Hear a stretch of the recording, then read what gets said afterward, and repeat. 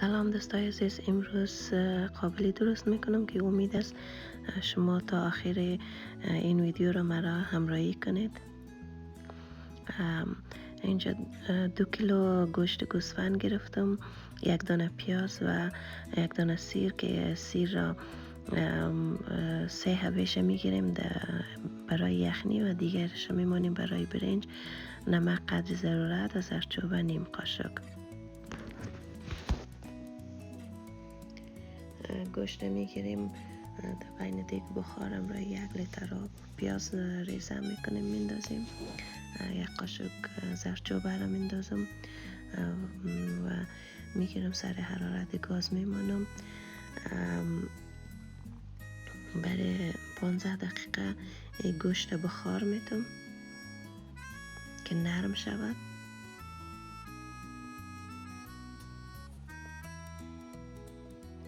و حالا نوبت خلال زردک و برنج آمد که 1 کیلو زردک گرفتم و 400 گرم کشمش دیگ و 2 کیلو برنج گرفتم و روغن.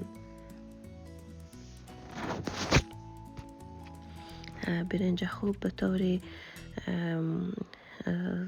کامل میشویم و آبش خوب 2 دفعه 3 دفعه آب کش میکنیم که آب برنج شفاف دیده شود. که 2 ساعت پیش پخته کردن برنج را تر میکنیم و حالا زردکا رو میگیرم رنده میکنم، خلال میکنم و این رنده خلال زردک را مخصوص خلال زردک از افغانستان خواستم که این ساخت وطن است.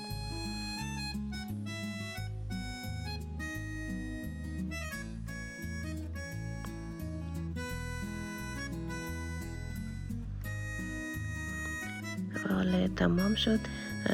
1 لیتر روغن را در بین دیگ مندازم و این زردک خلالم مندازم در بینش و 1 کم بورم در سرش مندازم که مزهش خوبتر بیاید، کمواری شیرین میشه و این برای 5 دقیقه سر دیگ در سرش میمونم که زردک نرم شود و بعدا سر دیگ رو پس میکنم که مثل چپس واری این زردک ها نرم شود یا سرخ شود. مثل چپس واری زردک ها رو همیشه بیرون میکنیم و کشمیش دمو روغن مندازم که کشمیش هم سرخ شود.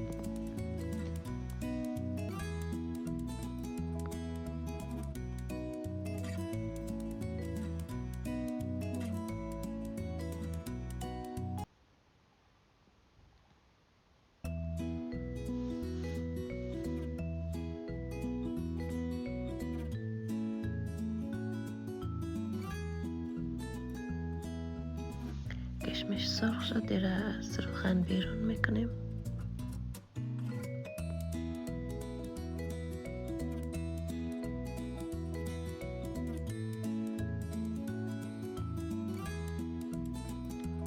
و حالا نوبت برنج رسید که میگیریم برنج همراه 1 لیتر 2 لیتر آب جوش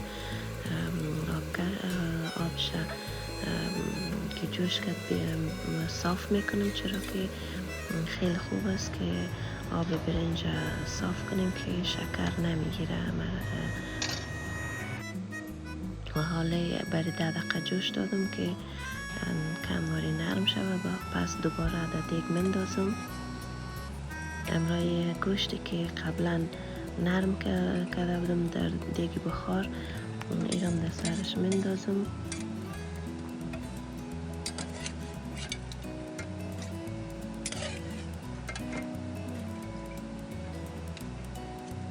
و آب یخنی از این گوشت که مونده ایرم کمی نمکشم درست میکنم. میبینم که کم نمک نبیاید، نمکش درست میکنم. در سر از این مندازم، در سر برنج مندازم.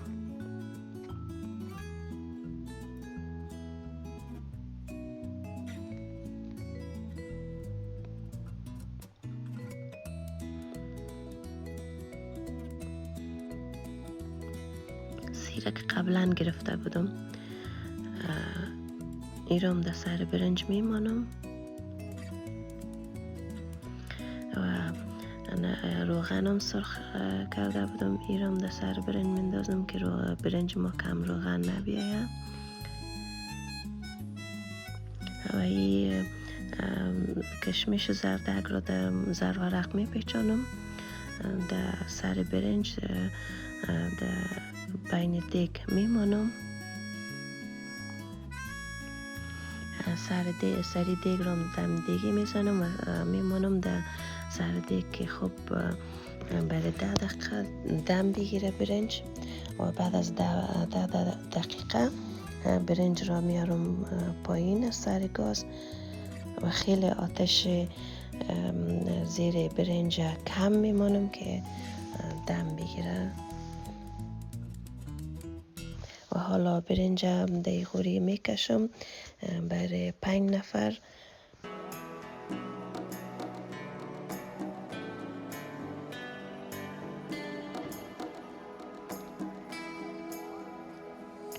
و زردک کشمش در سر برنج میندازم، تزیین میدم.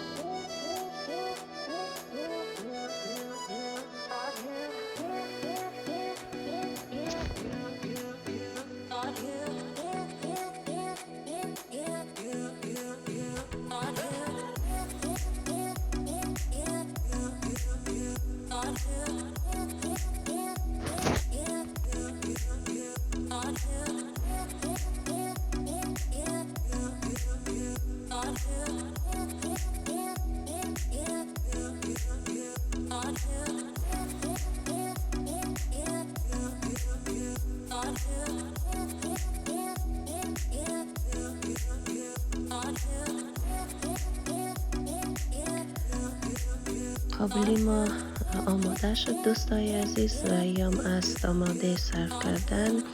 و نوش جانتان. تشکر از همراهیتان و لایک سابسکرایب از یادتان نرود دوستای عزیز.